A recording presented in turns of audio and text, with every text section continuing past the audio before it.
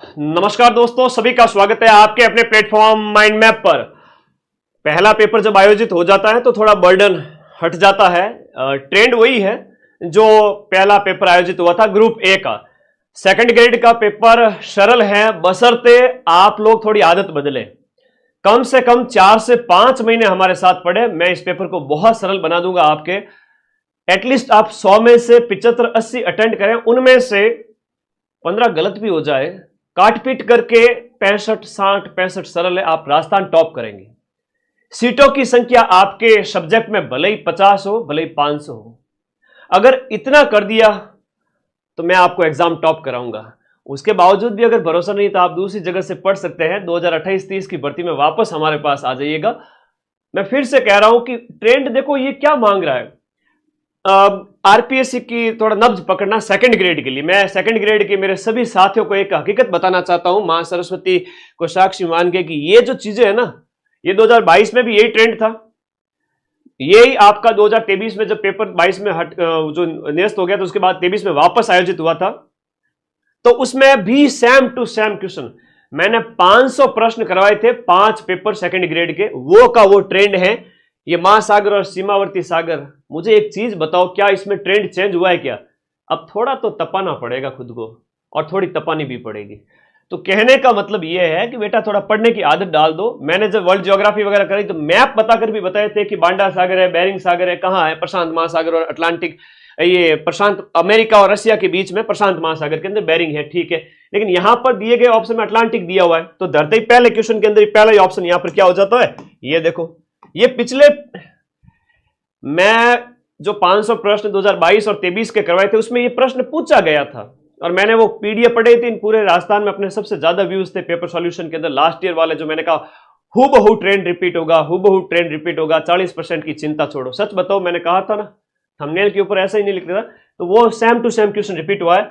आज हिंदी वाले बच्चों का पेपर था, हिंदी साहित्य वाले बच्चों का थानेदार में सिलेक्शन होने के 100% चांस है कि आप अभी जब 2026 की तैयारी करें तो हिंदी वाला जो पेपर है थानेदार वाला, वो अपने सेकंड पेपर हिंदी लिटरेचर से ग्रामर कवर करें, और फर्स्ट पेपर जो सेकंड ग्रेड का है वो का वो आप कहेंगे थानेदार के सेकंड पेपर जीके के अंदर है।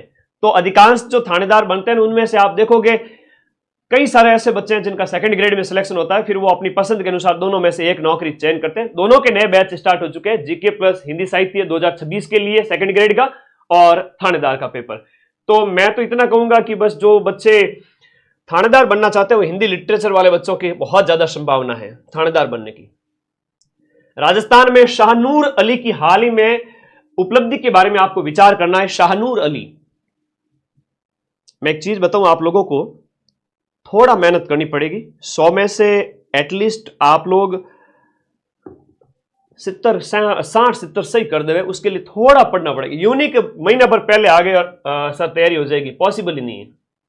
फर्स्ट ग्रेड और सेकंड ग्रेड में 2 महीने में तैयारी नहीं होती है। ये सुर्खियों में थे। कल वाला जो उमा वाला जो प्रश्न आया था उमा चौधरी का, वो भी करंट की पीडीएफ में पढ़ा हुआ। ये सारी चीजें देखो। शाहनूर अली की बात करें तो पहले में बी हो गया, दूसरे में है कि ये दोनों ही कथन इनके बारे में सही है। Shahnoor Ali under 12 mini junior वर्ग के अंदर राष्ट्रीय तलवारबाजी यानी कि फेंसिंग जिसे कहते हैं, फेंसिंग की इवेंट में गोल्ड मेडल जीता है। अगली पारी के अंदर भी ऐसा प्रश्न आएगा जहां यह पूछा जाएगा एक खिलाड़ी के बारे में और कथन दे देंगे, तो थोड़ा डीप पढ़ना पड़ेगा। थ्योरी क्लास जो मैं लाऊं यूट्यूब पे देख लो, बहुत है, उससे ज्यादा कुछ भी नहीं पढ़ना होता है। यह प्रतियोगिता 5 से 7 जुलाई 2025 तक महाराष्ट्र के नासिक में आयोजित की गई थी। आपके यहां पर दोनों ही कथन सत्य हैं। दोनों ही कथन क्या है, सत्य है। इसे एक सीख लो कि यहां पर जो जुलाई तक का करंट पूछा है, अगस्त तक का पूछा है, पेपर आपके 7 सितंबर को हो रहा है, इसका मतलब जुलाई पूरा आ रहा है, कुछ कुछ अगस्त के भी हो सकते हैं, आगे देखेंगे।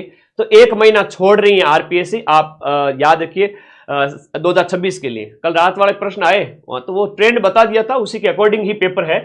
मैं कोई बोपा तो हूं नहीं, हाँ शिक्षा जगत में इसमें आरपीएससी का बोपा कह सकते हो आप मुझे, है ना, क्योंकि उसके पीछे कारण भी है। उसके पीछे कारण भी है जी। उसके पीछे कारण ये है कि एक बार हमारे पास पेपर आ जाए तो फिर तो अगर हम 500 क्वेश्चन तैयार करें तो 500 में से तो 80 क्वेश्चन तो यूं मिला देवे, पर उतना टाइम मिलता नहीं है। फिर दूसरे दिन पेपर होता है, तुम लोग जल्दबाजी करते हो, इसलिए फटाफट ट्रेंड बता देता हूं। आज ट्रेंड का वीडियो नहीं बनाऊंगा, बल्कि ट्रेंड के साथ ये बता देता हूं कि ऐसे प्रश्न कल वापस आएंगे। एक प्रो कबड्डी लीग जो आयोजित की गई, प्रो कबड्डी लीग सीजन 12 में राजस्थान के खिलाड़ियों के संबंध में यहां पर दिए गए कथनों पर आपको विचार करना है कि राजस्थान के 10 खिलाड़ी इस सीजन में मौजूद थे। आंकड़ा हमेशा सस्पेक्टेड होता है, आरपीएससी के पेपर में थोड़ा चयन करें समझ से। जयपुर पिंक पैंथर द्वारा 1 करोड़ 38 लाख में खरीदे गए सचिन तंवर नीलामी में दूसरे सबसे महंगे खिलाड़ी थे। तो इसमें क्या दोनों ही कथन है वो आपके गलत हैं, दोनों ही कथन इसके संबंध में गलत हो जाते हैं। अगला प्रश्न देखिएगा, क्वेश्चन नंबर जो 4 है, निम्नलिखित कथनों पर विचार कीजिए। पेपर लेंदी 2026 में भी आएगा, ये का ये ट्रेंड 2026 में रहने वाला है। निम्नलिखित कथनों पर विचार करो और कथनों का दिए गए कूट के अनुसार सही उत्तर आपको चयन करना है कि बर्टलैंड जो रिपोर्ट है वो 1987 में प्रकाशित हुई थी, बर्टलैंड की रिपोर्ट, और एजेंडा 21 जो है वो रियो शिखर सम्मेलन 1992 है, उससे संबंधित है। बिल्कुल सही बात है। स्टॉकहोम सम्मेलन की थीम है वो सतत विकास नहीं थे, इनकी थी रियो वाले की। तो यहां पर ऑप्शन ए और बी इसमें सत्य है। तो पर्यावरणीय समस्याएं वगैरह वर्ल्ड ज्योग्राफी में जो है वो थोड़ा सा आप लोगों को पढ़ना पड़ेगा गहराई से कम 4-5 महीने, उससे ज्यादा पढ़ाई नहीं मांगती है ना, इतना ही उसका लेवल है कम से कम 4-5 महीने। अब ये पेपर तो कल ही पूछा गया था, ये प्रश्न कल वाले में भी पूछा गया था, सेम टू सेम। यहां देखिएगा, यहां हाँ जी आगे बात करें क्वेश्चन नंबर जो अपना 5 है। क्वेश्चन नंबर जो 5 है, अवरोही क्रम आपसे पूछ रहा है, देशों का कौन सा समूह 2025 में उनकी कुल जनसंख्या के अनुसार अवरोही क्रम में सही ढंग से व्यवस्थित है। अवरोही का मतलब है आपके ज्यादा से कम की ओर, ठीक है, ज्यादा से कम की ओर की अगर बात करें, इंडोनेशिया की जनसंख्या ज्यादा है, उसके बाद पाकिस्तान, उसके बाद नाइजीरिया की आएगी। तो इंडोनेशिया, नाइजीरिया, पाकिस्तान। अब इंडोनेशिया के बाद पाकिस्तान आएगा, नाइजीरिया नहीं आएगा। सी ऑप्शन इसके अंदर सही है। ये सुमेलित करो, विश्व के किम्बरले का पठार वगैरह मैंने कल ही बताए थे आपको, है ना, वर्ल्ड ज्योग्राफी के जो महाद्वीपों की फोटोज जो बताई थी ना, उसकी मैंने आपको बात कही थी। उसमें कहा था कि आपका किम्बरले का पठार ऑस्ट्रेलिया में है, तासिली का पठार एशिया, कटंगा अफ्रीका, बोलीविया पठार। ये फिजिकल मैप भी अगर आप अच्छे से देख लेते हैं तो उसमें हो जाता है कौन सा सही सुमेलित नहीं है। तो तासिली पठार, सी ऑप्शन इसमें सही सुमेलित नहीं है। कल ये प्रश्न पछुआ हवाओं के बारे में पूछा था, आज डॉल्ड्रम के बारे में पूछ लिया। डॉल्ड्रम का मतलब होता है शांत पेटी। शांत हवाओं की जो पेटी होती है वो निम्न अक्षांशों पे पाई जाती है। निम्न अक्षांशों का मतलब होता है कि आपका भूमध्य रेखा के करीब, और भूमध्य रेखा के करीब का मतलब है आपके उत्तरी से 5 डिग्री उत्तर से 5 डिग्री आप इसको दक्षिण कहेंगे, बिल्कुल इक्वेटर के करीब 5 डिग्री उत्तर की ओर और 5 डिग्री दक्षिण की ओर, और बीच में आ जाता है 0 डिग्री। तो ये जो शांत क्षेत्र है, कारण ये है कि यहाँ तापमान बहुत ज्यादा होता है, इसलिए दबाव कम क्षेत्र है, तो शांत क्षेत्र होता है। दिए गए कथनों को आपको ढंग से पढ़ना है। 20 प्रश्न कठिन आए तो उसको देख के डरना नहीं है, उनको छोड़ दीजिए, 5वां गोला भर दीजिए अगर फाइनल सिलेक्शन लेना है तो। एग्जाम से दौड़ से बाहर होना है तो उनको भी अटेम्प्ट करो, तो बाहर हो जाओगे। यही तरीका है असफलता और सफलता में। निम्नलिखित कथनों को आपको ध्यान से देखना है और दिए गए में आपको यह बताना है कि भारत में ये हिमालय की नदियों में सबसे पश्चिमी है। हिमालय की नदियों में सबसे पश्चिमी है, मतलब यह हुआ कि जो हिमालय है, इस हिमालय क्षेत्र के अंदर सबसे पश्चिमी, पश्चिम मतलब ये, यहां पर है सिंधु, फिर है गंगा और फिर है आपका ब्रह्मपुत्र का जो है 3 बड़ी नदियों में, तो सबसे पश्चिम तो सिंधु होती है। सिंधु नदी के बारे में कहा जा रहा है, बाकी तो कुछ देखो ही मत। कंसेप्ट बेस्ड क्वेश्चन है, अगर थोड़ा सा भी पता है कि सिंधु नदी यहां होती है तो पता है। उसके अलावा बाखरचू जो है उस ग्लेशियर से ये निकलती है, नहीं आ रहा है, कोई जरूरत नहीं है। आपको सबसे पश्चिमी पूछा है, पश्चिमी दिशा का ज्ञान होना चाहिए, और इसे सिंगी खबान उपनाम से जाना जाता है। अगली पारी में पूछ लेंगे, ध्यान रखना। लद्दाख श्रेणी को काटते हुए एक गॉर्ज का निर्माण बनाती है, सही है। क्वेश्चन नंबर 9 है, भारतीय वन सर्वे की रिपोर्ट के अनुसार, भारत का जो फॉरेस्ट सर्वे रिपोर्ट है आपका लेटेस्ट, उसकी हम बात करें, बहुत प्यारा क्वेश्चन है, ध्यान दीजिएगा। वन सर्वेक्षण 2021 के अनुसार निम्न में से कौन से राज्य और केंद्र शासित प्रदेशों में, किसमें पश्चिम बंगाल के बाद में मैंग्रोव वन सबसे ज्यादा है। मैंग्रोव या कच्छ वनस्पति, कल रात की क्लास में कहा था कि भाई कच्छ वनस्पति है वो आपके इंडिया में कहां पर पाई जाएगी। एक तो आपके यहां पर, एक आपके गुजरात क्षेत्र के अंदर पश्चिम बंगाल में, तो ये मेजर क्षेत्र है। तो गुजरात आपका, पश्चिम बंगाल, इसके बाद में गुजरात का नंबर आता है। जो दलदली वनस्पति है उसे कहा गया है कच्छ वनस्पति। निम्नलिखित में से कौन सा यहां पर सही सुमेलित नहीं है कि लद्दाख हिमालय, कुमाऊं हिमालय, कश्मीर हिमालय, ट्रांस हिमालय। करेवा वाला प्रश्न, कश्मीर हिमालय, करेवा वाला प्रश्न आपके पटवारी में भी पूछा था। कश्मीर में जहां केसर की खेती होती है वो करेवा मिट्टी वाला क्षेत्र है। K2 आपके ट्रांस हिमालय में है क्या? बिल्कुल सही है, ट्रांस हिमालय में है। पीर पंजाल की हम बात करें तो पीर पंजाल लद्दाख हिमालय के अंदर नहीं आता है ना। कल जा पीर दौला जो ट्रिक बताई थी उसमें मैंने आप लोगों को ये सारी चीजें बताई थी, ठीक है। तो कुल्ला पहाड़ी वो आपके कुमाऊं उत्तराखंड क्षेत्र के अंदर होगी। इस प्रकार से इसको याद रखो। अब ये प्रश्न तो आप ये बताओ, अक्टूबर और नवंबर में तमिलनाडु का जो ऊपरी तट है वहां पर भारी वर्षा होती है। अक्टूबर नवंबर का मतलब है सर्दियों की बारिश। अब सर्दियों की बारिश में आपके इस क्षेत्र में जब बारिश होती है, प्रतीकात्मक मैप है, ये तमिलनाडु क्षेत्र है, लौटता हुआ मानसून इस प्रकार से जब बारिश करता है तो किस वजह से होती है? दक्षिणी पूर्वी व्यापारिक पवनों के कारण या दक्षिणी पश्चिमी व्यापारिक पवनों के कारण। तो ये आपका जो क्वेश्चन नंबर जो 11 है इसका आंसर होगा पूर्वी अवदाब और अंत उष्ण कटिबंधीय अभिसरण के खिसकाव के कारण। जब ये वापस ऊपर की ओर चला जाता है तो मानसून नीचे की ओर लौटेगा, हिंद महासागर की ओर। तो इस प्रकार से इसका आंसर क्या हो गया? पूर्वी अवदाब और ITCZ जो है अंतर उष्ण कटिबंधीय अभिसरण क्षेत्र, जो ITCZ होता है वो भाई ITCZ भारत के ऊपर बनता है जून के टाइम में, तभी लो प्रेशर आता है। और जब वो वापस अपने नानी के घर चला जाए तो मानसून लौट जाएगा, वो वापस तिब्बत की ओर चला जाएगा, तो सर्दियां आ जाएगी, सर्दियां आ जाएगी तो मानसून लौट जाएगा। ये कंसेप्ट परसों ही समझाए हुए हैं, कोई कठिन नहीं है। क्वेश्चन नंबर जो आपका 12 है उसकी हम बात करें। निम्नलिखित पर आपको विचार करना है और नीचे कूट दिया गया है, ठीक है, नीचे कूट दिया गया। कोयला क्षेत्र और संबंधित राज्य बताए गए हैं। कोयला क्षेत्र की हम बात करें, कौन सा सही सुमेलित है? कोयला और पेट्रोलियम सेकंड ग्रेड के सिलेबस में है। सिर्फ 2 गूगल से अगर 2 फोटो डाउनलोड कर लो कि मेजर कोल फील्ड कोयला क्षेत्र इन इंडिया और major oil field in India, आप 2 प्रश्न सही करके आओगे, 4 नंबर लेके आओगे, ठीक है। तो ये तो 2 मैप से ही हो जाता। मैंने आपको 2 दिन पहले ही करवा दिया था ऐसा कि भाई ये पिछले साल के ट्रेंड के अकॉर्डिंग रहेगा। तो इसमें तलचर है वो आपका ओडिशा के अंदर स्थित है, बिल्कुल सही है। तलचर आपका ओडिशा के अंदर है। झरिया झारखंड हो जाता है, पश्चिम बंगाल नहीं होगा। कोरबा है छत्तीसगढ़ के अंदर जाता है, A और C हो जाएगा। क्वेश्चन नंबर 12 के अंदर B हो जाएगा। झरिया में तो पिछले 100-125 साल से आग लग रही है। पता नहीं किसने नशा करके होता ना, बीड़ी सिगरेट पी करके कुछ चिंगारी फेंकी होगी तो आग लग गई कोयला की खानों के अंदर। आज पिछले 100 साल से झरिया में आप अगर चप्पल पहन के चलो ना तो आपकी चप्पलें गल जाए। झरिया में अगर आप नंगे पैर चलो तो आपके चप्पल हैं वो गल जाए, इतनी गर्म जमीन हो चुकी है। झरिया वाला का तो मैंने शॉर्ट ट्रिक वीडियो भी बनाया हुआ है, ठीक है। अब यहां पर क्वेश्चन नंबर जो आपका 13 है, क्वेश्चन नंबर आपका 13 है। क्वेश्चन नंबर जो 13 है उसको देखो। इसके लिए डीप स्टडी चाहिए होती है। एकदम से महीने भर पहले आओ लाडे की बुआ बने कि सर मैं तो सिलेक्शन ले लूंगा, पॉसिबल नहीं है। 4-5 महीने अगर पढ़ा हुआ है तो आराम से वो बंदा सिलेक्शन के लायक है। तो प्रति बूंद जो अधिक फसल पहल के संदर्भ में निम्न में से कौन सा कथन सत्य है? यह पहल पानी की दक्षता बढ़ाने की प्रधानमंत्री कृषि सिंचाई योजना का एक गठन है। पानी की दक्षता बढ़ाने से संबंधित क्वेश्चन नंबर आपका सही बताया गया है। प्रति बूंद अधिक फसल पहल के अंतर्गत किसानों को सूक्ष्म सिंचाई की स्थापना के लिए परियोजना के 50% की वित्तीय सहायता प्रदान की जाती है। तो क्वेश्चन नंबर जो आपका 13 है उसमें केवल A ऑप्शन है वो आपका राइट हो जाता है। केवल A यानी कि D ऑप्शन इसके अंदर राइट है। पानी की दक्षता सही तरीके से इस्तेमाल इसका, और ये डाटा गलत दिया गया है।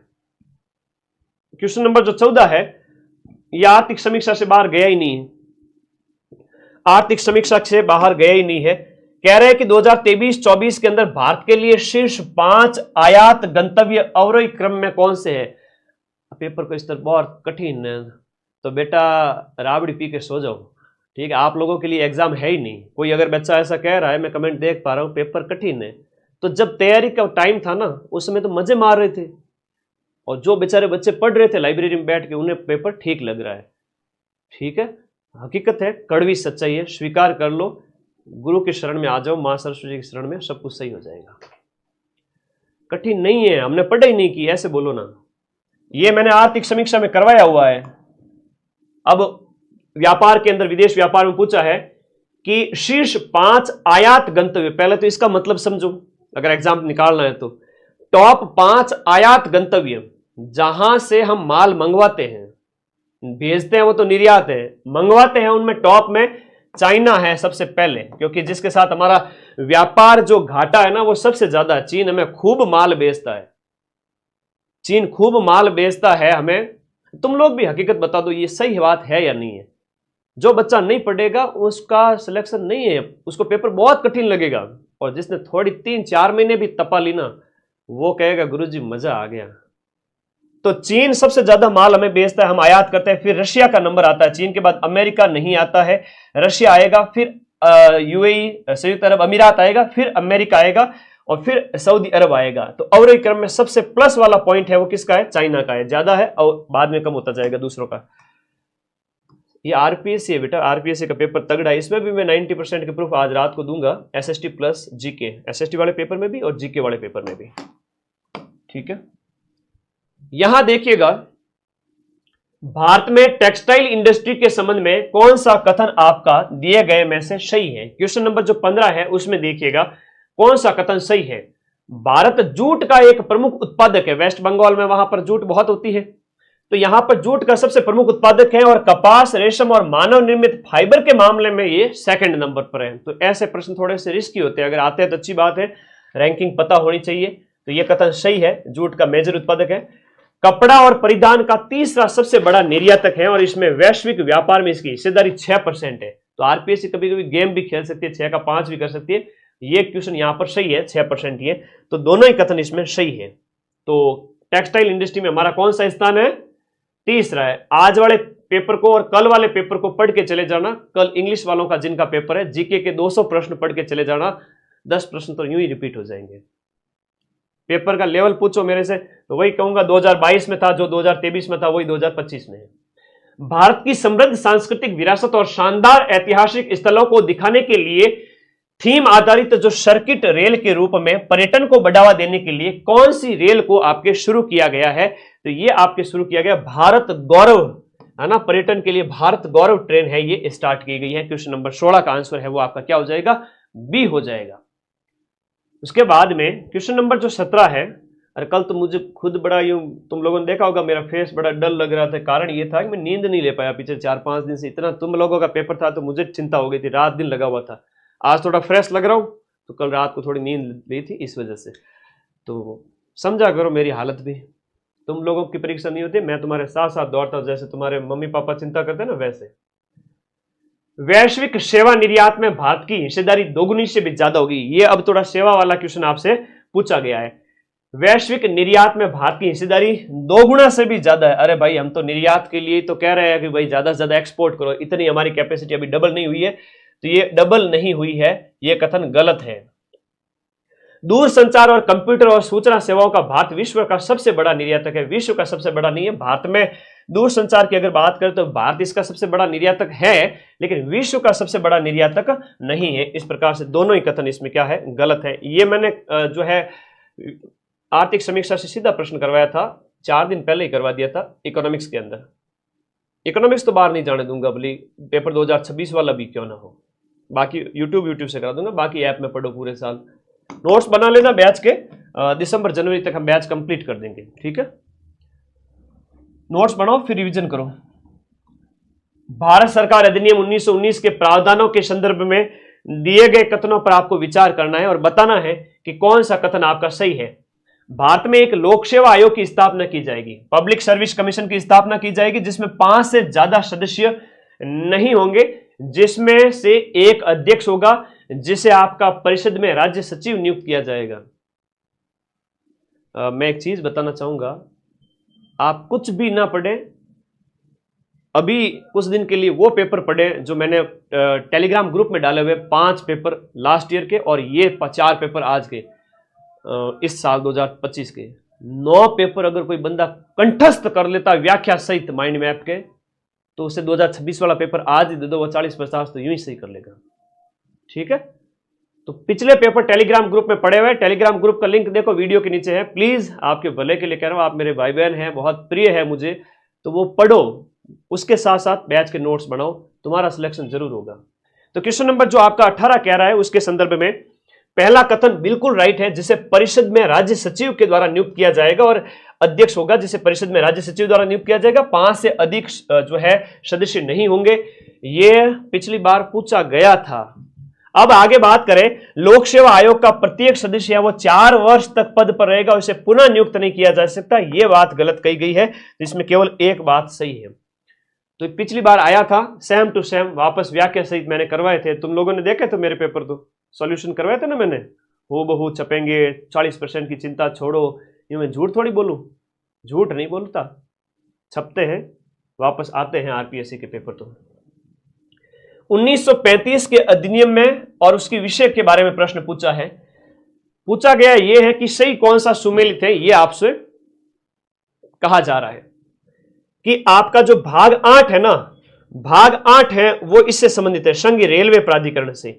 भाग 10 की बात करें तो भारत में क्राउन सर्विसेज के बारे में है, और भाग 11 की बात करें तो ये आपके हो जाता है राज्य सचिव और उनके सलाहकार, और भाग 13 की बात करें तो वो हो जाता है संक्रमणकालीन। तो इस प्रकार से ए ऑप्शन इसके अंदर राइट है, ए ऑप्शन क्वेश्चन नंबर 19 के अंदर ए है। क्वेश्चन नंबर 20 देखिएगा, लेंथी पेपर आएंगे उसके लिए अभ्यास करना पड़ेगा। निम्नलिखित में से, जैसे जीके के पेपर में कट कटा के 60-65 हो रहे हैं तो मजे हैं, आनंद है, 55 भी हो रहे तो भी ठीक है, एटलीस्ट 50 प्लस तो करना ही चाहिए। निम्नलिखित में से राजनीतिक सिद्धांतों पर विचार कीजिए और उन सिद्धांतों को ढूंढिए जिन पर संविधान सभा में अंबेडकर अविश्वास प्रकट करते हैं। अंबेडकर जी किसके अविश्वास प्रकट करते हैं, किसके बारे में अविश्वास प्रकट किया था अंबेडकर जी ने? तो अंबेडकर जी ने एक तो ग्राम स्तरीय जो पद सोपान है उसके ऊपर अविश्वास प्रकट किया था, और इसके साथ साथ इन्होंने पृथक निर्वाचन क्षेत्र कम्युनल के तो ये हमेशा खिलाफ रहे थे, आपको पता होना चाहिए। गांधी जी के साथ भी मतभेद इसी बात को लेकर हुआ था। उसके बाद में जो है सही उत्तर चयन करना है, नेतृत्व की पूजा के भी खिलाफ थे अविश्वास, और सामाजिक न्याय, समाज में तो पीड़ित वर्ग थे उनको तो वो न्याय दिलाना चाहते थे, सामाजिक जो इसमें अविश्वास प्रकट नहीं किया था, बाकी सब में किया था। इस प्रकार से ऑप्शन 1, 2 और 3 सही है 20 में। क्वेश्चन नंबर जो आपका 21 है उसकी बात करेंगे, क्वेश्चन नंबर 21 की बात करेंगे, बहुत इंपॉर्टेंट, अच्छे प्रश्न पूछे गए हैं। क्वेश्चन नंबर 21 सीधा कथन है, पहले प्रश्न पॉलिटी के बड़े दिए जाते हैं, ऐसे प्रश्न आरएस प्री में भी आते हैं, ऐसे प्रश्न सब इंस्पेक्टर थानेदार के पेपर में भी आते हैं, second grade, sub inspector, first grade और आरएस प्री इक्वल लेवल पे चलते हैं पेपर के स्तर के मामले में। इससे कठिन पेपर पूरे राजस्थान में नहीं बनते हैं, ये कठिन नहीं है, ये थोड़ी डीप स्टडी मांगते हैं, 4 से 5 महीने बस, उससे ज्यादा नहीं। निम्न में से किस वाद में, कौन से वाद में भारत के उच्चतम न्यायालय ने भारत के संविधान की जो प्रस्तावना है उसमें समाजवादी शब्द शामिल किए जाने पर यह माना कि इससे न्यायालय को उद्योगों के राष्ट्रीयकरण और राज्य स्वामित्व के पक्ष में ज्यादा से ज्यादा झुकाव रखने में मदद मिलेगी। उद्योगों के राष्ट्रीयकरण में और राज्य स्वामित्व के पक्ष में ज्यादा से ज्यादा मदद मिलेगी जब समाजवादी शब्द हमारे यहां पर इस्तेमाल किया जाएगा। तो ये आपका अच्छा प्रश्न है, इसके लिए काफी डीप स्टडी चाहिए होती है। एक्सेलवियर बनाम भारत संघ 1979, ये उसका राइट आंसर है। क्वेश्चन नंबर आपका 22 आपसे पूछ रहा है, थोड़ा लेंदी पेपर है, इस प्रश्न मतलब पेपर लेंदी नहीं, क्वेश्चन लेंदी है, कुछ पेपर भी लेंदी था। क्वेश्चन नंबर जो 22 है उसको देखिएगा। क्वेश्चन नंबर 22 ये कह रहा है कि कौन सा कथन आपका सही है मूल अधिकार के संबंध में, ये आपसे पूछ रहा है। मूल अधिकार के बारे में ये कह रहा है कि भाग 3 का जो अनुच्छेद 15(1) है वो राज्य और व्यक्तियों को केवल धर्म, ये शब्द मरवाता है हमेशा, है ना, कौन सा शब्द, केवल, एक्सट्रीम स्टेटमेंट, केवल शब्द आ गया। यहां पर भाषा की बात कही गई है, भाषा आना चाहिए था, जो शब्द आया नहीं है। धर्म, मूल वंश, जाति, लिंग या जन्म स्थान के आधार पर भेदभाव करने से रोकता है, इसका मतलब आपको सारी इंफॉर्मेशन पता होनी चाहिए। अनुच्छेद जो दिए गए कथन सही है, भाषा भी होना चाहिए था लेकिन कोई बात नहीं, इन्होंने धर्म भी दिया है, मूल वंश भी दिया है, जाति भी दिया है, लिंग भी दिया है, तो इसके आधार पर यह कथन सही होना चाहिए। 15(5) जो है उसका उपभाग 5 93वें संविधान संशोधन अधिनियम 2006 के द्वारा जोड़ा गया था, जो राज्य द्वारा सहायता प्राप्त सभी निजी शिक्षण संस्थानों में प्रवेश से संबंधित प्रावधान करता है। तो ऑप्शन है वो आपका दिए गए में से कौन सा कथन कह रहा है कि सही होगा। क्वेश्चन नंबर जो आपका 22 है कह रहा है कि इनमें से कौन सा कथन सही होगा। तो इस स्टेटमेंट के आधार पर ये जो केवल वाला है ना, इसके बेस पे पहले को गलत करेंगे, दूसरे को सही करेंगे। ऑप्शन ए इसमें राइट है, केवल 2 भाषा वाला आना चाहिए था, उस बेस पे ये गलत होगा। ठीक है, प्रीवियस ईयर के जो पेपर है उसको देख के जाएं, आराम से सॉल्यूशन होगा। ये डीप स्टडी मांगती है और रिवीजन के लिए लास्ट ईयर के पेपर्स देख लेंगे। उसके अलावा आज कुछ नहीं पढ़ना। इंग्लिश लिटरेचर वाले बच्चों को कहूंगा, राष्ट्रपति चुनाव उसके संबंध में कह रहे हैं कि राष्ट्रपति चुनाव 2022 किस राज्य या संघ शासित क्षेत्र की विधानसभा के प्रत्येक सदस्य का मत है वो सबसे कम था। किसके अंदर था? तो ये सिक्किम है, इसके अंदर जो सिक्किम का सबसे कम था। क्वेश्चन नंबर 14, अभी तो आप आंसर की देख रहे हैं, नेक्स्ट टाइम सेकंड ग्रेड होगा, उससे पहले मैं सभी की इतनी डिटेल व्याख्या टाइप करके आपको दूंगा कि आपके इससे बहुत क्वेश्चन मिल जाएंगे, हेल्प हो जाएगी। भारत की दूसरी प्रभुत्वकारी दल प्रणाली की संकल्पना किसने प्रतिपादित की थी? दल पॉलिटिक इंडिया जो पॉलिटिकल साइंस है फर्स्ट पेपर के अंदर, उसमें आपका सुहास पलसीकर इसका राइट आंसर हो जाएगा। दल प्रणाली की दूसरी प्रभुत्वकारी प्रणाली। क्वेश्चन 25 है, सीधा सा प्रश्न है, इसमें से देखिएगा। क्वेश्चन 25 कह रहा है, भारत के सुप्रीम कोर्ट ने निम्न में से किस वाद में यह उद्धृत किया कि राष्ट्रीय ध्वज को सम्मान और गरिमा के साथ स्वतंत्र रूप से फहराना भारत के संविधान के अनुच्छेद 51 क के खंड क में वर्णित कर्तव्य के अनुसार है।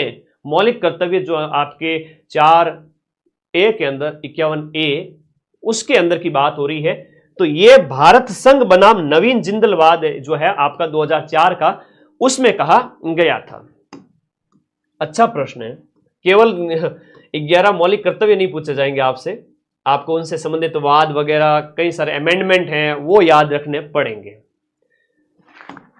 अगला, भारत के संविधान में निम्न में से किस अनुच्छेद के अनुसरण में भारत की संसद ने ग्रेच्युटी भुगतान 1972 पारित किया था?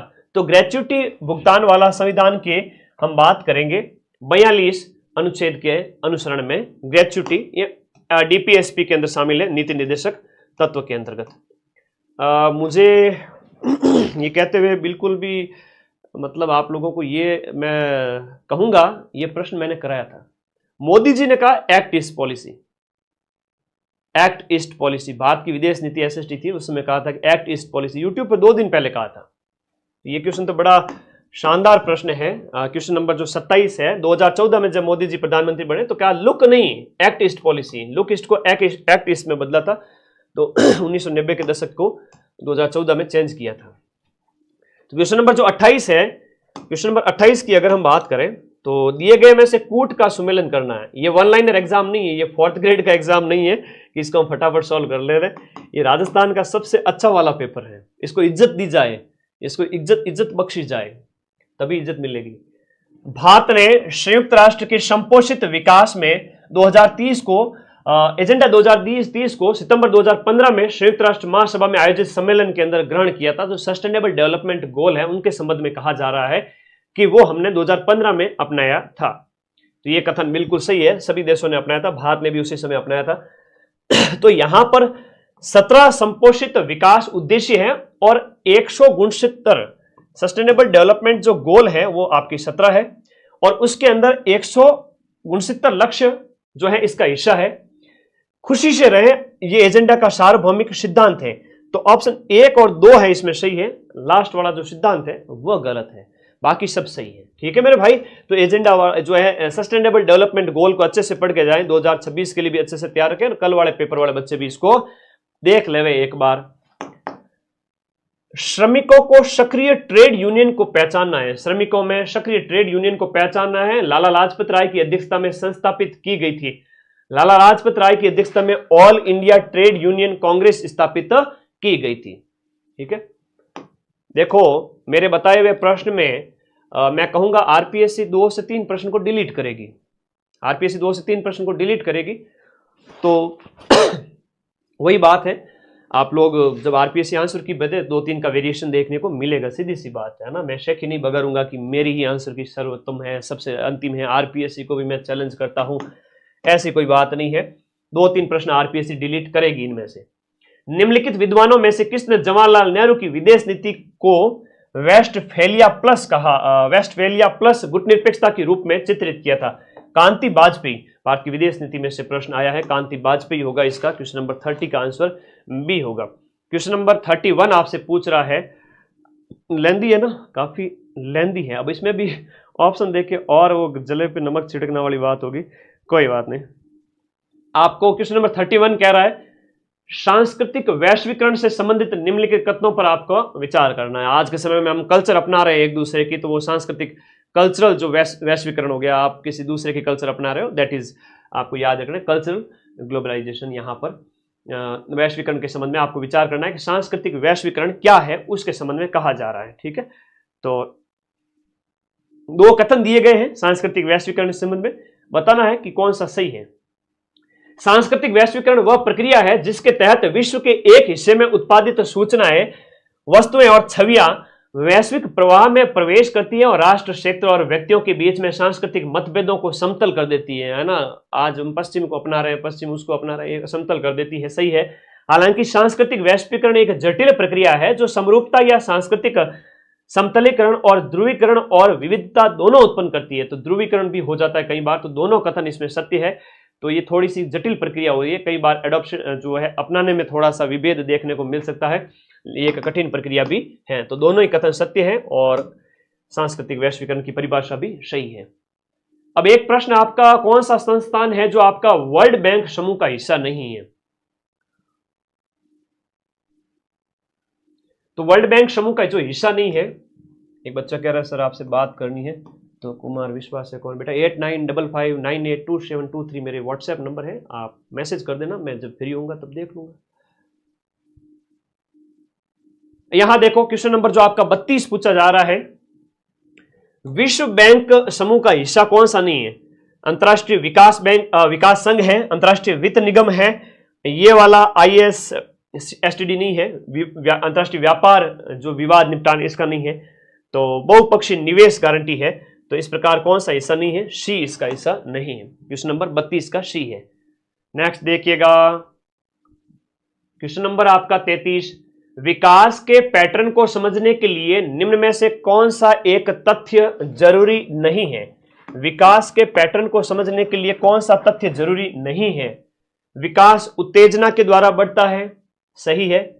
सभी व्यक्ति समान होते हैं, एक्सट्रीम स्टेटमेंट बोल लिया। सभी, अगली पारियों के अंदर भी याद रखो, आरपीएससी पेपर को पास करना है तो याद रखो, केवल हो गया, सभी हो गया। कई बार एक्सट्रीम स्टेटमेंट जब आ जाए तो सस्पेक्टेड होता है और उसके ऊपर नजर रखो कि वो गलत हो सकता है। तो यहां पर यही आंसर है, राइट है सीधा सा।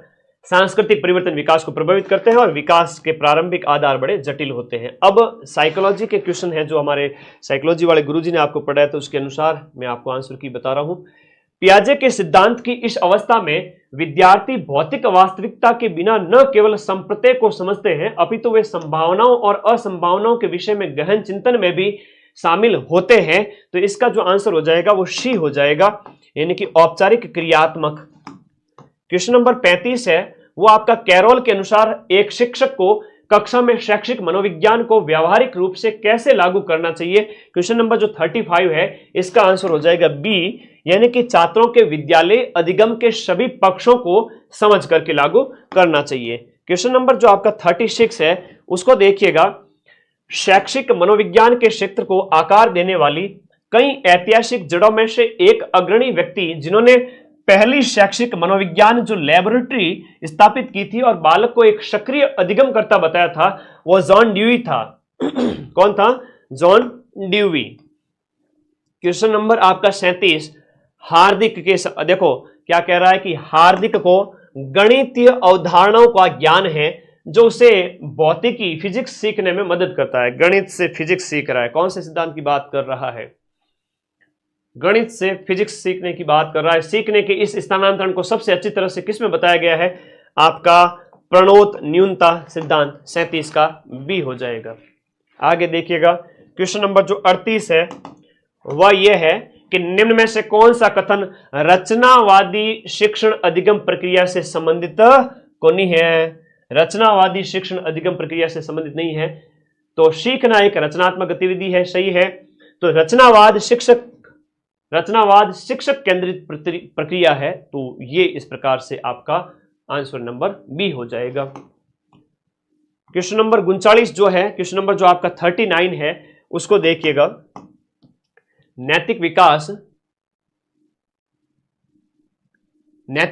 की हम बात करें, नैतिक विकास के क्षेत्र, आप मेरे पास अगर पेपर देकर आकर बैठे ग्रुप के अंदर, गुरुजी पेपर सॉल्यूशन करा दो, तो हम उसका डिस्कशन है ये एक तीन चार क्वेश्चन में आरपीएससी में वेरिएशन पूरे राजस्थान की सभी कोचिंग संस्थानों में देखने को मिलेगा। ये हकीकत है और इसे मैं स्वीकार करता हूं, इसमें कोई बड़ी बात नहीं है। हमारा काम पड़ा ना ऑथेंटिक आंसर की वगैरह पूरी तैयार करना, वो आरपीएससी का काम है। 3-4 क्वेश्चन में तो वेरिएशन आएगा ही आएगा। आप 98% आंसर की अभी मिलान कर लेना, 1-2% क्वेश्चन होंगे वो बाद में देख लेंगे, सही बात है ना। तो मेरा फर्ज है ये बताना। क्वेश्चन नंबर 39, भ्रमित नहीं करूंगा आपको, मैक्सिमम एक्यूरेसी जो हम रख सकते हैं उसके साथ ये आंसर की है। नैतिक विकास के क्षेत्र यानी डोमेन सिद्धांत के अनुसार व्यवहार को कंट्रोल करने और सामाजिक व्यवस्था को बनाए रखने में सामाजिक सहमति द्वारा स्थापित परंपरागत नियमों को कहा जाता है सामाजिक परंपरागत तर्क कहा जाता है। सामाजिक परंपरागत तर्क कहा जाता है। 39 में 2 हो गया। 40 की बात करें, कह रहा है कि शिक्षण के स्तर के आधार पर निम्न में से अधिगम का सबसे सरल प्रकार कौन सा है? स्मृति स्तर अधिगम है वो सबसे सरल है। बच्चे कमेंट करके सर 40% में दिक्कत हो, तो उसका एक ही फॉर्मूला है। पीछे के जो आज के 4 पेपर अभी 2026-25 वाले और 22-23 वाले 5 पेपर और पढ़ लीजिए, आराम से 40% आएंगे। मैं हेल्प करूंगा आपकी, अगर मेरे पास रहे तो आप लोग जुड़े तो मैं जरूर हेल्प करूंगा अगली बार 2026 के अंदर। प्रवीण स्वभाव से बहुत आक्रामक था और वह अन्य लोगों के साथ लड़ाई करता था। बाद में सामाजिक रूप से अस्वीकार किए गए इस व्यवहार को दूर करने के लिए वह एक अच्छा मुक्केबाज बन गया। तो यहां पर जो क्वेश्चन नंबर आपका 41 कह रहा है, यह उदात्तीकरण की रक्षात्मक युक्ति है। उदात्तीकरण की रक्षात्मक युक्ति है। क्वेश्चन नंबर 42 कह रहा है, निम्न में से कौन सा विकल्प है आपका ऑलपोर्ट के द्वारा? क्वेश्चन नंबर जो 42 है, ऑलपोर्ट के द्वारा आपका वर्गीकृत शील गुणों को दर्शाता है। तो शील गुणों को जो दिखाता है वो है आपका कॉर्डिनल, केंद्रीय और गौणशील गुण तक। देखो ये साइकोलॉजी के हो चाहे जीके के प्रश्न हो, लेंदी आ रहे हैं भाई, ठीक है। जैसा फर्स्ट ग्रेड में था, जैसा आरएस प्री में था, लेंदी तो अगली बार भी आएंगे। सर इससे बचने का रास्ता क्या है? रास्ता यही है कि थोड़ी डीप स्टडी और ऐसी टेस्ट सीरीज जो हम आपके वीडियो कोर्स के साथ में फ्री में देते हैं उसकी प्रैक्टिस करें आप लोग। जॉन डी मेयर और पीटर सेलोव ने अपनी किताब संवेगात्मक विकास और संवेगात्मक जो बुद्धि, emotional development and emotional intelligence में संवेगात्मक बुद्धि से संबंधित है। संवेगात्मक बुद्धि के निम्न में से कौन से क्षेत्र दिए थे? संवेगात्मक बुद्धि के जो क्षेत्र दिए थे इसमें आपका परानुभूति और दूसरा है आपका अंतर्वैयक्तिक संबंध। तो इस प्रकार से सी ऑप्शन इसके अंदर राइट हो जाएगा। क्वेश्चन नंबर जो आपका पूरे 100 आंसर दूंगा, चिंता मत करो, है ना। माइंड मैप में पूरी टीम है, चिंता न करें, मैं जिसका प्रतिनिधित्व करता हूं पूरी टीम के साथ में। गिलफोर्ड के बुद्धि प्रतिमान में बौद्धिक कार्य के आधारभूत आयामों में निम्न में से कौन सा आयाम शामिल नहीं है? गिलफोर्ड के बुद्धि प्रतिमान के अंदर कौन सा शामिल नहीं है कह रहा है? तो दक्षता इसके अंदर शामिल नहीं है। विषय वस्तु, संक्रिया और उत्पाद इसके अंदर शामिल हो जाता है। क्वेश्चन नंबर आपका 46, क्वेश्चन नंबर आपका 46 कह रहा है, एक शिक्षक अपनी कक्षा में एक समस्या को रखता है और विद्यार्थियों को उस समस्या के जवाब में अपने विचार अपसारी रूप से उत्पन्न करने के लिए प्रोत्साहित करता है। सभी विचारों को बाद में मूल्यांकन के लिए रिकॉर्ड किया जाता है। सृजनात्मकता को प्रोन्नत करने हेतु शिक्षक द्वारा उपयोग गई जो विशिष्ट प्रविधि है जो आपकी, वह है मस्तिष्क उद्वेलन। क्वेश्चन नंबर आपका 47 कह रहा है, ध्यान से देखिएगा। क्वेश्चन नंबर 47, निम्न में से कौन सा ऐसा तथ्य है जिसे कक्षा में अंतरवैयक्तिक विभिन्नताओं के प्रभावी क्रियान्वयन है तो सावधानी की आवश्यकता है। तो सावधानी की आवश्यकता है संपूर्ण कक्षा से समान दक्षता प्राप्त करने की अपेक्षा करना। इसमें आपको प्रभावी इंप्लीमेंट करने के टाइम में आपको सावधानी बरतने की जरूरत है। संपूर्ण कक्षा से समान दक्षता वो थोड़ी कठिन होती है, ऐसा हम आम है ना समझ सकते हैं इसको, बाकी तो आपने पढ़ा ही है। क्वेश्चन नंबर 48 की बात करें, क्वेश्चन नंबर 48, नीचे कुछ दिशा निर्देश दिए गए हैं जो विद्यार्थियों के स्वनिर्णय और स्वायत्तता को प्रेरित करने के लिए सहायक है। स्वनिर्णय और स्वायत्तता के लिए जो सहायक है उसमें से कौन सा विकल्प है वो आपका सहायक नहीं है, ये पूछा है। तो इसमें जो ऑप्शन नंबर जो 4 है, विद्यार्थियों को विकल्प चुनने की अनुमति देना और उन्हें प्रोत्साहित करना, विकल्प चुनने की अनुमति, ये स्वायत्तता के अंदर सहायक नहीं है दिए गए प्रश्न के अनुसार। क्या होता है कि कई बार लास्ट आंसर है वो लास्ट में, सही आंसर है वो कई बार लास्ट में दिया जाता है।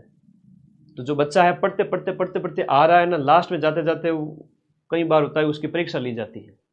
ठीक है, तो आप लोग इस चीज को सोचें कि कई बार उत्तर लास्ट में भी छिपे होते हैं, तो आरपीएससी आपका टेस्ट ले रही है कि इसकी एकाग्रता कितनी तगड़ी है। फिर क्वेश्चन नंबर जो 49 है वो देखिएगा, आंतरिक अभिप्रेरणा का कौन सा घटक गर्व और सफलता की भावना से संबंधित है और व्यक्ति के कठिन कार्य करने का अनुभव कर सकता है, ये निपुणता हो गया इसके अंदर। क्वेश्चन नंबर जो 50 है, निम्न में से कौन सा रुचि से संबंधित नहीं है। क्वेश्चन नंबर 50, रुचि से संबंधित कौन सा नहीं है, रुचियों को अर्जित नहीं किया जा सकता, ये इससे संबंधित नहीं है। निम्न में से कौन सा आपकी उपचारात्मक तकनीक है, ऑप्शन दिए गए हैं इतने नीचे सारे।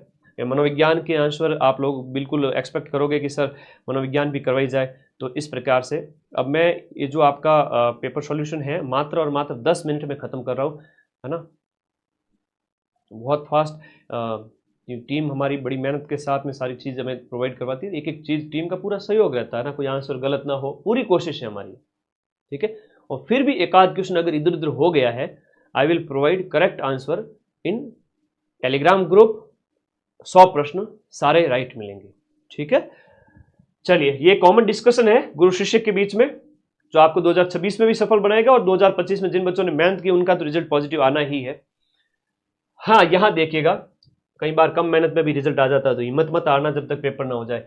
उपचारात्मक तकनीक जो अपचारियों में सुधार के लिए उपयोग में की जाती है, तो 51 का आंसर सी हो जाएगा, ए सी डी बी इसमें गलत हो जाएगा। क्वेश्चन नंबर जो 52 है, संबंधों की अनुभूति और प्रतीकों और विचारों के पुनर्संचरित करना जैसी प्रक्रियाओं को अभिक्षमता के किन घटकों में वर्गीकृत किया जा सकता है, यह आपका हो जाएगा बी, यानी कि बौद्धिक घटक, बौद्धिक घटक हो जाएगा। ये क्या वापस क्वेश्चन आ रहे हैं बार बार, यहां देखिएगा, राजस्थान में निम्न में से किस नदी का उद्गम है वो मध्य प्रदेश से नहीं है, ये कह रहा है। तो आपका जो सोम है वो सोममाई जाखम है, तो वो अपने मेवाड़ क्षेत्र से संबंधित, तो ये विशेष रूप से याद रखना, दक्षिणी राजस्थान। तो पार्वती, काली सिंध और माही है वो राजस्थान से नहीं होती है। ठीक है, जैसे माही मध्य प्रदेश से आगे ऐसे। तो आपके वनों के संबंध में पूछा है कि 2023-24 की किस श्रेणी में वनों का कुल वन क्षेत्र का 50% है। भाई रक्षित, अवर्गीकृत और आरक्षित 3 प्रकार की जो प्रशासनिक कैटेगरी है उसके अंदर कहा गया है कि जो रक्षित वन है ना, वो रक्षित वन है वो 50% से भी ज्यादा है टोटल वनों का। राज 3077 गेहूं की किस्म, जो कल रात को मैंने कहा था भाई ट्रेंड यही रहने वाला है, गेहूं की किस्म में राज 3077 आती है, 3077। अभी 2 महीने पहले पेपर हुआ था उसमें भी पूछा था, ट्रेंड यही है, आगामी पारियों में भी किस्म पूछी जाएगी, रट लेना अपनी किताब, बढ़िया नोट्स। 56 के अंदर कहें तो रात को ही कहा था पशु की नस्ल आएगी, गौवंश आएगा, मतलब आना पड़ा। ठीक है, तो सिंधी और साहिवाल की हम बात करें तो राठी है, जिसे राजस्थान की कामधेनु कहते हैं। क्वेश्चन नंबर 56 की बात करें, क्वेश्चन नंबर जो आपका 56 है वो डी है, 56 का आंसर डी है, 56 का आंसर डी है। 57 की बात करें, दक्षिणी अरावली का जो शिखर है वो पूछा गया है। दक्षिणी अरावली का शिखर है कौन सा, एक दक्षिणी अरावली का शिखर है शायरा है, बैराज, तारागढ़। तारागढ़ मध्य अरावली का है, सर्वोच्च शिखर है तारागढ़ मध्य अरावली का। भानगढ़ बैराज आपके उत्तर के हो जाता है, शायरा दक्षिण का हो जाता है। कोपेन के जलवायु वर्गीकरण के अनुसार जो BWHW के बाद में BSHW है वो अर्ध शुष्क प्रदेश है, अर्ध शुष्क प्रदेश है। 58 का बी है। शुष्क प्रदेश पूछे कल की पारी में, अगर आपको शुष्क पूछे तो BWHW करना, BWHW करना। BSHW है तो अर्ध शुष्क है, फिर AW है तो आर्द्र है, CWG है तो वो मैदान का है। सीधा सा प्रश्न आएगा। अगला प्रश्न जो राजस्थान जीके के आगे देखो, कल रात को ही कहा था बिलों का वापस से पूछेंगे, RPSC को पूछना पड़ा, इसलिए तो मैं कहता हूं कि भले पेपर लिफाफे में बंद हो, 18 घंटे दिन में मां की आराधना करता हूं, मुझे लिफाफे में बंद पेपर पहले ही दिख जाता है कि पेपर में प्रश्न ये आएगा। अब ये तो मां का आशीर्वाद है, मैं तो नाचीज हूं, मैं तो सब मां की आराधना से बताता हूं भाई, मेरी इतनी औकात नहीं। 59 की बात करें तो बिलों के गांव के समूह वाला ऑप्शन यहां गलत हो जाता है। गैर और नेजा बिलों के नौकरती है, बिल्कुल सही है। ग्रास या जनजाति का प्रमुख कोतवाल गलत दिया गया है। तो इस प्रकार से ऑप्शन याद रखिए, जनजातियों से संबंधित पूछे जा रहे हैं। क्वेश्चन 60 है वो आपका उद्योग जो इकाइयों से संबंधित पूछा गया है। बड़ा अच्छा प्रश्न बार बार पूछे जा रहे हैं। कौन सा सुमेलित नहीं है? सल्फ्यूरिक एसिड प्लांट है वो कपासन के अंदर नहीं है। कैप्स्टन मीटर है वो जयपुर का है। राजस्थान टेलीफोन भिवाड़ी के अंदर, और फर्टिलाइजर गड्डेपान गड्डेपान के अंदर है। क्वेश्चन नंबर आपका नगरीय जनसंख्या का दशक के परिवर्तन पूछा गया है। सर्वाधिक 10 साल का नगरों के अंदर जो परसेंटेज में सबसे ज्यादा उछाल किस में देखने को मिला? क्वेश्चन नंबर जो 61 है उसमें आपका अलवर के अंदर दशक के परिवर्तन का परसेंटेज सबसे ज्यादा अलवर के अंदर देखने को मिला। 2011 की जनगणना के अनुसार राजस्थान के निम्न में से किस जिले में साक्षरता की दर है वो 55 से भी कम थी? तो ये जालोर जिला है जहां पर आपकी लोएस्ट साक्षरता देखने को मिलती है। कई बार प्रश्न पूछा है महिलाओं के संबंध में, पुरुषों के संबंध में, फेवरेट क्वेश्चन है। निम्नलिखित कथनों को आपको ध्यान से पढ़ना है, कूट का आपको चयन करना है। विग्रहराज राजा के बारे में पूछा गया है। अब ये ना पूछेंगे कि भाई इनके दरबारी सोमदेव थे, इन्होंने कौन सा ग्रंथ लिखा, ये नहीं आएंगे प्रश्न। RPSC के पेपर में यही आएगा कि विग्रहराज चतुर्थ है वो शैव मतावलंबी था, और पृथ्वीराज विजय के अनुसार विग्रहराज जो चतुर्थ है वो एकादशी के दिन, 11 के दिन है वो पशु वध है वो नहीं करता था। तो दिए गए में केवल बी ऑप्शन सही है, यहां पर यह ऑप्शन गलत हो जाता है। 63 में आपका 63 में 1 हो जाएगा जो बी ऑप्शन है। बैराट का कल भी पूछा था, आज भी पूछा गया है, बी से बैराट हो गया। बैराट की बात करें जो कोटपुतली बहरोड जिले में 41 जिलों के अनुसार जनसंख्या जो आपकी सभ्यता है, ये नहीं पूछेंगे कि भाई कौन से जिले में है, नए जिलों के प्रश्न नहीं आ रहे हैं। बैराट के संदर्भ में दिए गए कथनों पर आपको विचार करना है, सही विकल्प का आपको चयन करना है। हूण आक्रांता मिहिर कुल ने बैराट का विध्वंस किया है ऐसा उल्लेख मिलता है। चीनी यात्री वैनच्वांग या वैनसांग ने अपनी यात्रा में बैराट का उल्लेख किया था। दोनों ही कथन इसमें सही है। इसके लिए थोड़ी डीप स्टडी 3-4 महीने बस, उससे ज्यादा नहीं चाहिए। आपको पेपर बहुत सरल लगेगा जब आप 3 महीने भी पढ़ लोगे।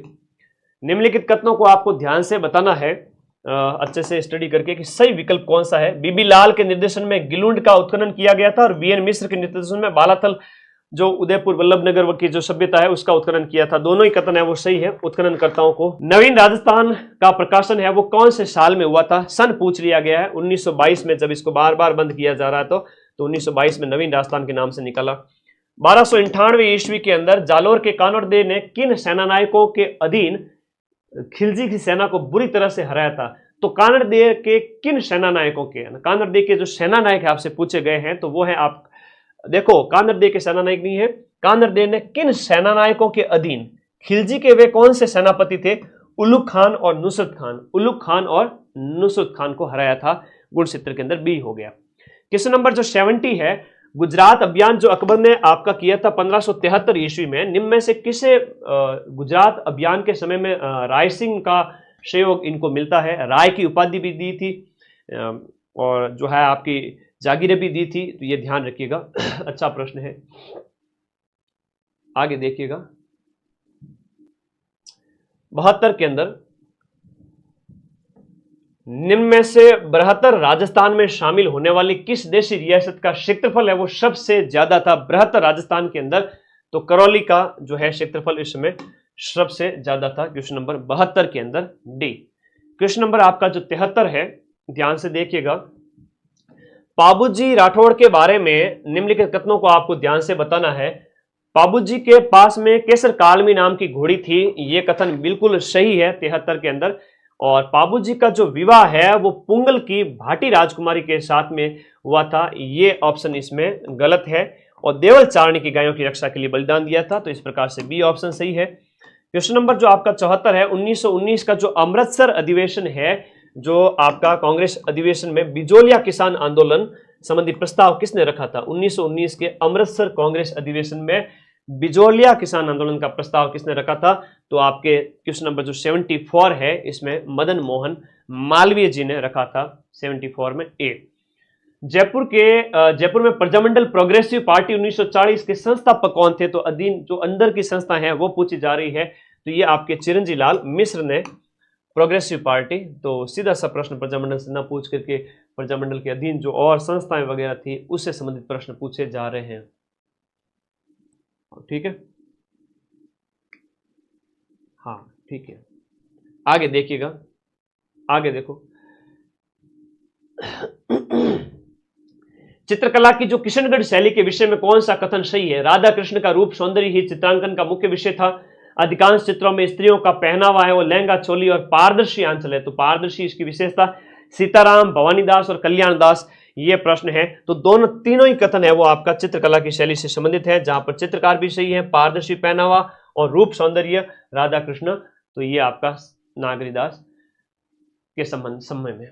होली के अवसर पर जो नाण का आयोजन किया जाता है, होली के अवसर पर जो नाण का आयोजन है वो आपके सागौद के अंदर होता है, सागौद के अंदर। रामानंद कल पूछा गया था, आज वापस पूछ लिया। क्वेश्चन नंबर जो आपका 78 है, क्वेश्चन नंबर 78, क्वेश्चन नंबर 78 कह रहा है कि संत पीपा के निवेदन पर रामानंद है वो आपके राजस्थान आए थे। तो इनके 12 चेलों के बारे में भी प्रश्न आता है। तो हम यहाँ बात करें तो एक ऑप्शन सही है। रामानंद का प्रभाव राजस्थान में व्यापक रूप से दिखाई नहीं देता है, सीमित समय तक सीमित क्षेत्र में दिखाई देता है रामानंदी संप्रदाय, जिसके बारे में कल रसिक संप्रदाय का प्रश्न पूछा गया था। अग्रदास जी इसके संस्थापक थे। किसकी विशेषता? बारडोली मंदिर के जो है, कौन सी विशेषता? बारडोली जो चित्तौड़गढ़ के जो मंदिर है, बारडोली के संबंध में पूछा है कि बारडोली के मंदिर की विशेषता कौन सी नहीं है। अच्छा प्रश्न पूछा है। ऐसे प्रश्न कई बार पूछ लिए जाए, अगर स्किप करना है तो कर सकते हैं इसमें, क्योंकि कई सारी विशेषताएं इसमें दी जाती है। तो 79 जो क्वेश्चन है, इसकी विशेषता सादगी पूर्ण छतें है। अब ये नहीं कि सर इसको सही करने के लिए तो मैं पूरी किताब, ऑथेंटिक किताब पढ़ता जाऊंगा, फिर वो 40% कैसे आएंगे? क्वेश्चन नंबर 78 के बाद में गुणियसी हो गया, गुणियसी 78 गुणियसी हो गया। 80, क्वेश्चन नंबर 80 की बात करें, क्वेश्चन नंबर 80, कौन सा सही सुमेलित नहीं है? साहित्य ग्रंथ बुद्धि विलास बखत राम सहाय का है, भीम विलास, ये आपका ऑप्शन यहाँ पर बी इसके अंदर गलत हो जाता है। विजय विलास बिशन सिंह का है, राज विलास कवि मान का है, कल वाली पारी में भी पूछा गया था। अगला देखो, राजस्थान के राज्यपाल को पहचानो जिनकी पदावधि में राष्ट्रपति शासन वापस लेने की उद्घोषणा 2 मौकों पर की गई थी। तो ये कौन हो जाते हैं? ये हो जाते हैं एम चेन्ना रेड्डी हो जाते हैं। राजस्थान के राज्यपाल को पहचानिए जिनकी पदावधि में राष्ट्रपति शासन लगाने और हटाने की उद्घोषणा की गई थी। राज्यपाल को पहचानना है जिनमें आपका रघुकुल तिलक हो जाएगा इनके समय में।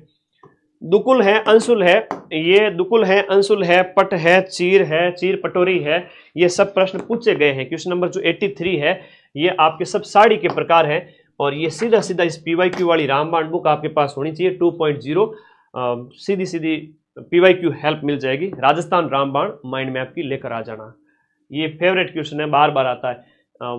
दुकुल है, अंशुक है, वसन है, चीर पटोरी का भी आता है कई बार। चीर पटोरी क्या है? साड़ी का प्रकार है। तो क्वेश्चन नंबर आपका 84।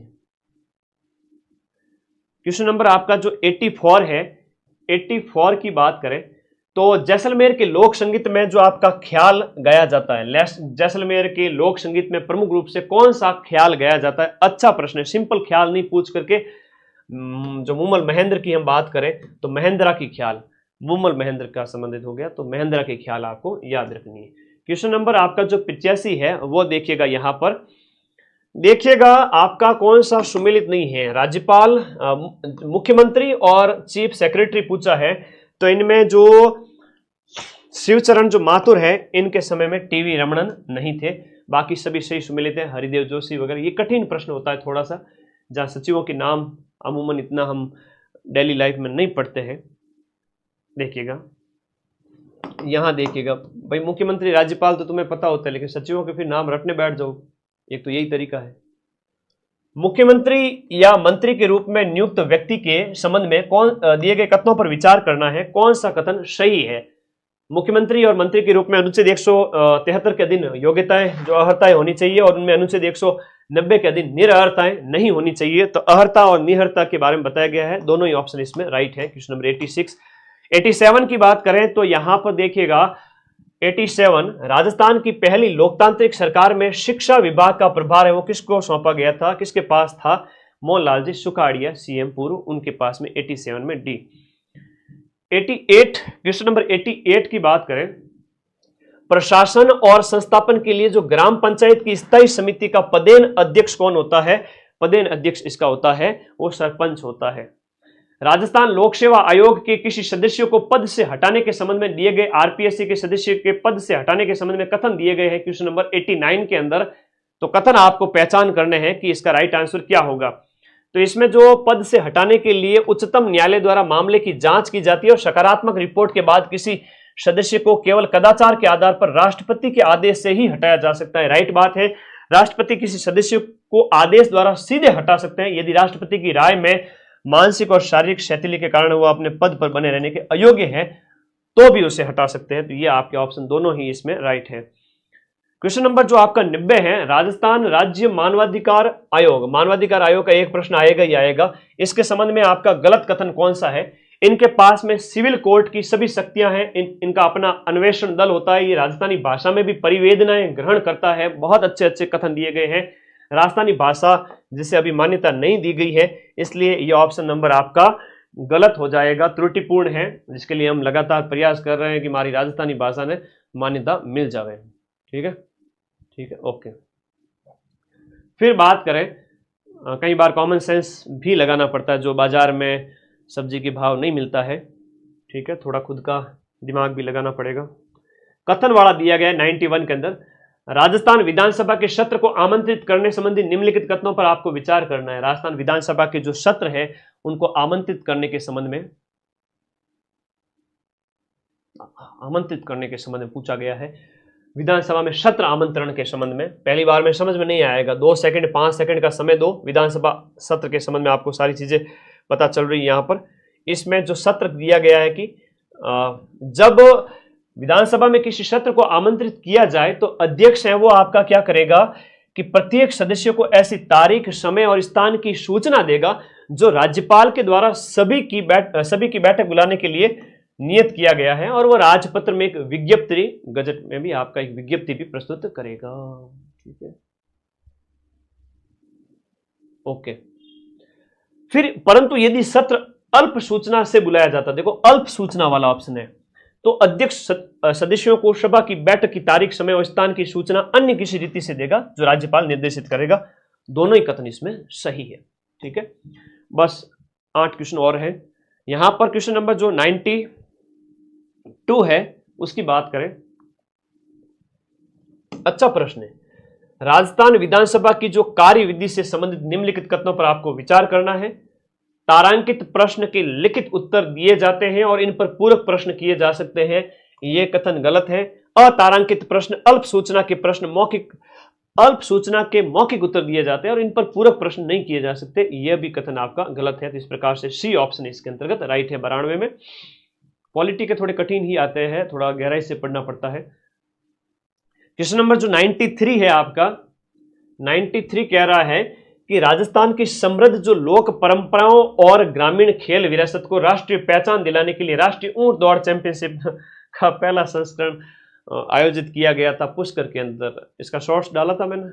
ठीक है, ओके, तो सही बात है, पुष्कर में हुआ था और कैमिलेट स्पोर्ट्स फेडरेशन और राजस्थान ऊंट दौड़ संघ के संयुक्त तत्वाधान में आयोजित। दोनों ही कथन सही है भाई, पहली बार इसका आयोजन किया था। मदन सर ने आपका एक शॉर्ट्स भी डाला था और वो मेरा शॉर्ट्स बड़ा वायरल हुआ था। 5 लाख लोगों ने वो वीडियो देखा था, 5 लाख लोगों ने वो वीडियो देखा था ऊंट दौड़ वाला।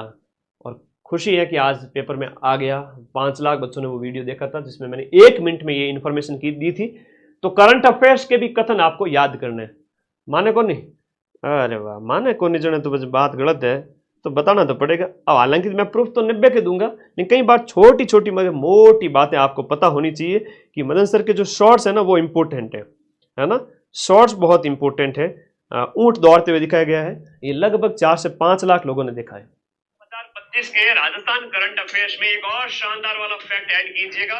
राष्ट्रीय ऊंट दौड़ प्रतियोगिता का फर्स्ट एडिशन 6 जुलाई 2025 को पुष्कर अजमेर में आयोजित किया गया, जिसमें 8 राज्यों के 50 से ज्यादा। कार्तिक पूर्णिमा के अवसर पर अब देखो अजमेर में अक्टूबर-नवंबर में आयोजित सिंह रावत ने किया। अब इसका उद्घाटन इवेंट का आयोजन कैमलेट्स स्पोर्ट्स इंडिया फेडरेशन और राजस्थान ऊंट दौड़ संघ के द्वारा किया गया।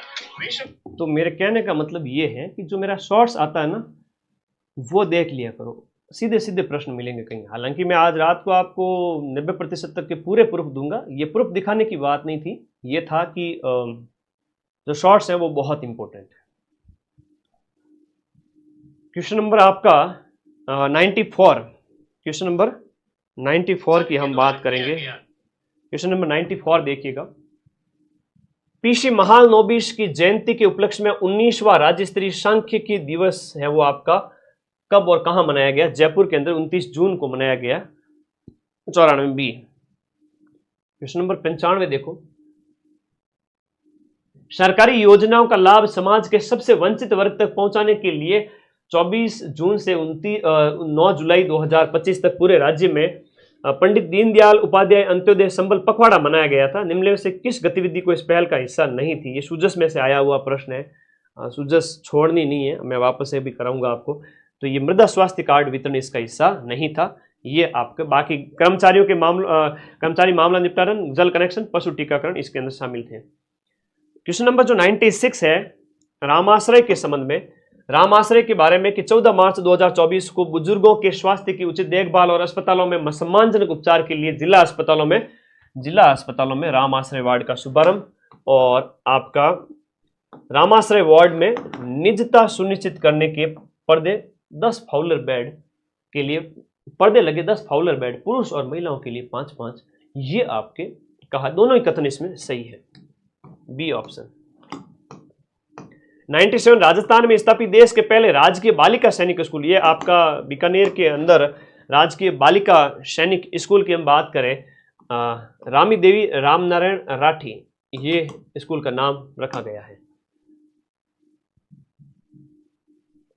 क्वेश्चन नंबर जो 98 है उसके अंदर देखिएगा, 1 जुलाई से 10 जुलाई तक देहरादून में आयोजित ओपन कंपटीशन ANR इवेंट 2025 में राजस्थान के सुखमन सिंह, स्पोर्ट्स पर्सन का नाम याद रखो, सुखमन सिंह ने किस वर्ग में सेकंड स्थान आपका हासिल किया है? तो उन्होंने 10 metre air pistol deaf man individual के अंदर। क्वेश्चन नंबर 99 कह रहा है कि जून 2025 में सहकारिता विभाग राजस्थान द्वारा निम्नलिखित शहरों में से किसमें पहली bike on rent current affairs कराया था? उसमें कहा था कि देखो किराए पर बाइक मिल रही है उदयपुर के संबंध में, ठीक है। वो जो करंट मैं कराता हूँ आपको थ्योरी वाली PDF पढ़ के चले जाओ, कोई भी एग्जाम हो 10 में से 9 के प्रूफ तो मैं दूंगा, ठीक है, आज रात को ही। गुर्जर समाज सहित अति पिछड़ा वर्ग यानी MBC की मांगों की समीक्षा के लिए जून 2025 में एक 3 सदस्यीय कैबिनेट समिति का गठन किया गया था। उसमें शामिल कौन नहीं था? जोराराम जी कुमावत शामिल नहीं थे, बाकी जोगाराम पटेल थे, अविनाश गहलोत थे, जवाहर सिंह बेडम थे। अभी 100 प्रश्न कंप्लीट होते हैं, आपको सटीक आंसर की हो सकता है कि 1-2 क्वेश्चन में आपको वेरिएशन देखने को मिलेगा, तो ज़्यादा हो हल्ला करना नहीं है, अगले के लिए तैयार रहो और एक्सपेक्टेशन से बढ़िया ही मिलेगा। माँ सरस्वती की जिसने जितनी आराधना की है, जिसने माँ सरस्वती की जितनी आराधना की है उससे 10% आपको ज़्यादा ही मिलेगा। गुरु के हाथ से छूट गए तो फिर डूब जाओगे।